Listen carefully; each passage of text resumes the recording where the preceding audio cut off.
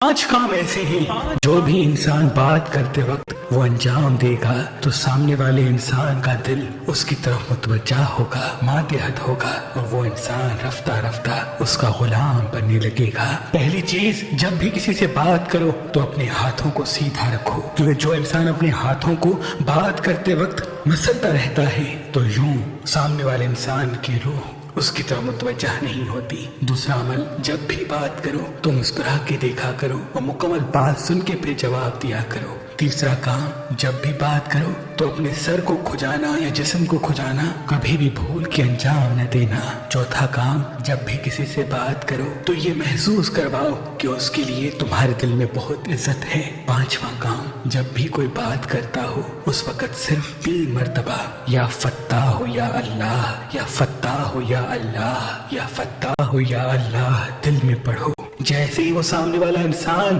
بات کرے گا اور آپ نے دل میں یہ ورد پڑھ کے مسکرا کے اس کو دیکھا ہوگا تو وہ انسان آپ کا غلام بن جائے گا۔